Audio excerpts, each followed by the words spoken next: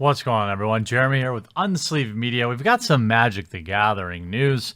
Wizards of the Coast announced a new, what is in my opinion, garbage tier product that, again, is a slap in the face of the local game stores. So, if you didn't know, if you haven't been playing Magic long, or maybe you just didn't know, there's been a long-standing program that both helps people get into the local game stores as well as learn Magic the Gathering.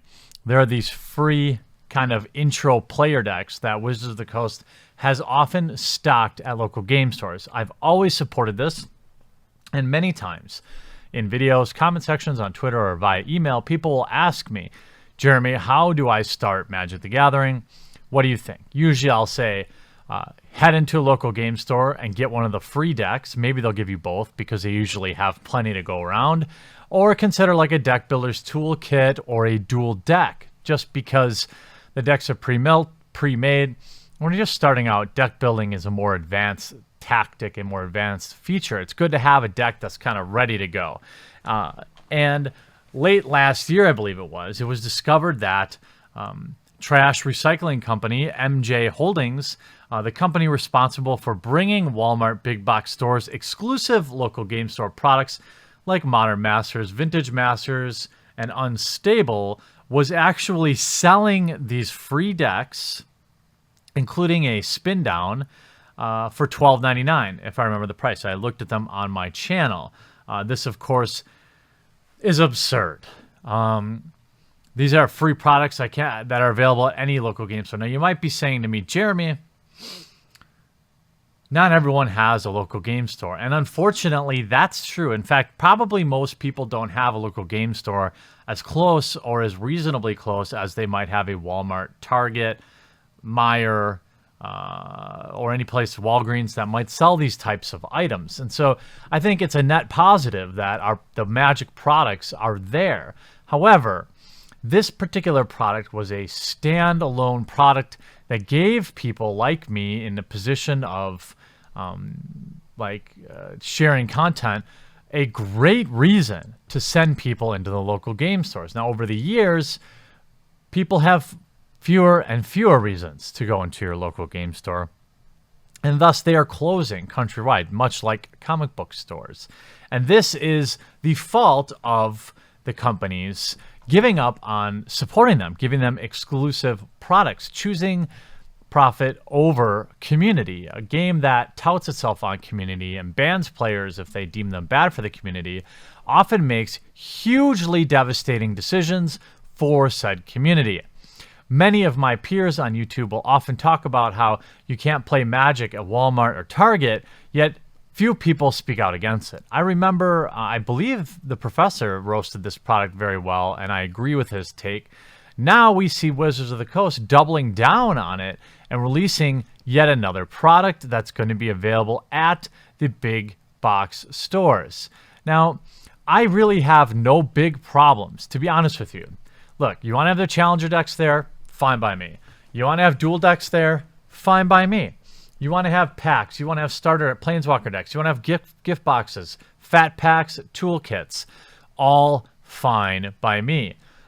Where I get uncomfortable is when you start including products like Conspiracy, products like Vintage Masters, products like Modern Masters, products that exclusively brought people into the local game store are now available at big box stores, and it's just another reason to not shop your local game store. And this has a corrosive effect. It's been eroding at the reason to go into your local game store. Look, you might not have a local game store, but in most towns that have local game stores, they probably also have a Walmart.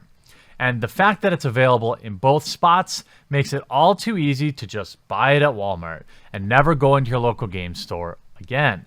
We've seen the removal of viable Friday Night Magic promos over the years. We've seen the death of anything valuable coming out of From the Vault. They abandoned From the Vault, not because we didn't want it, but because they couldn't deliver us a high-quality product. I would have continued buying From the Vault had they not completely given up on giving a high-quality offering.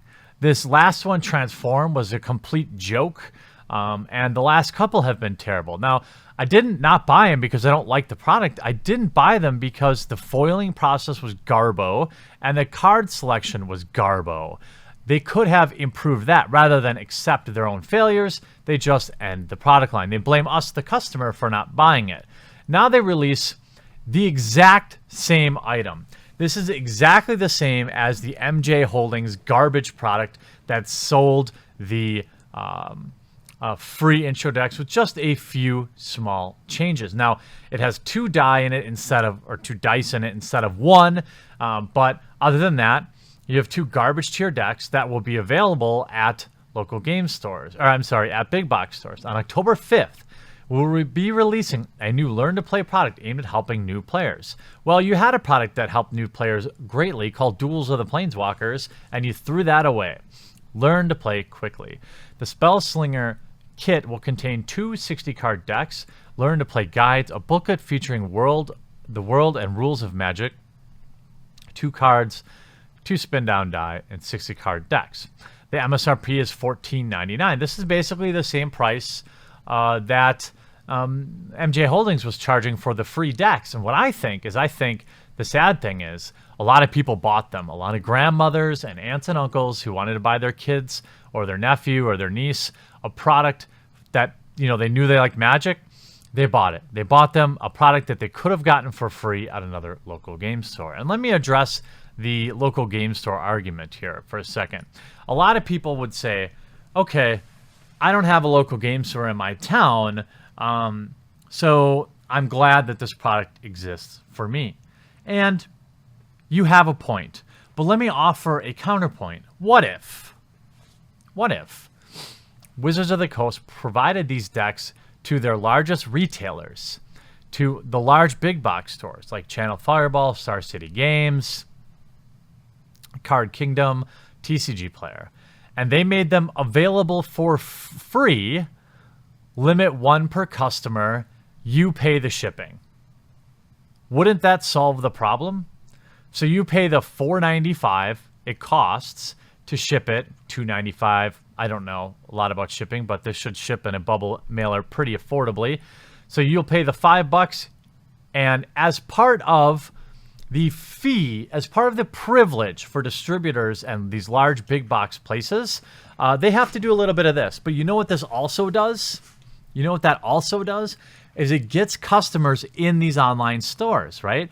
You're going to buy the Spellslinger starter kit, but you might also buy a playmat. You might also buy a fat pack. You might also buy a couple of loose boosters. This is what I'm talking about with garbage tier product development and garbage tier marketing. Now, maybe the vice president of global marketing should actually be a marketer and not a former teacher, but that's neither here nor there. It's about who you know at Wizards of the Coast, not what you know. So we get another product that is doomed to fail and just another product that is going to take customers out of local game stores. The Spellslinger starter kit will be available in local game stores and mass market stores. It will have an MSRP of $14.99.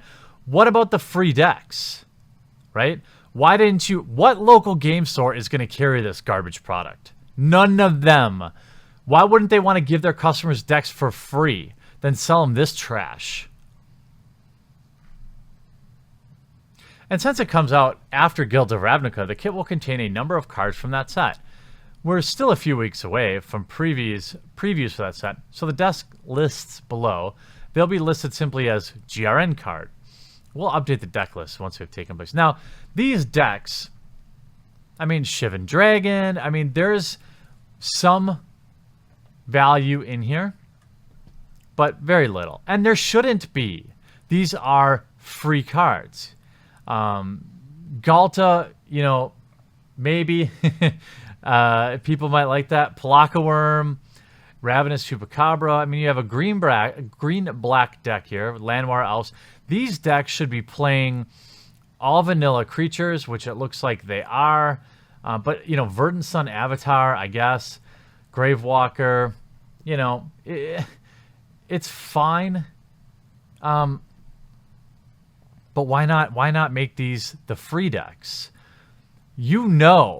that once people start playing Magic the Gathering, it's like an endless money pit. This is called the first crack rock is free. This is you market Magic the Gathering much in the same way that dealers do. This is a product that's going to only further remove people's reasons to go into local game stores, which outside of pre-release nowadays and pop vinyls are getting fewer and fewer. Only the most loyal customers are taking the time to shop their local game stores, and it's sad. I really wish Wizards had thought this through better, made it available for free in the local game stores or for like $2 or something, and then give it to the big box retailers and let them sell it for the cost of shipping and handling. Police that. Make sure people that want to learn your game can play your game. That would have been a better solution.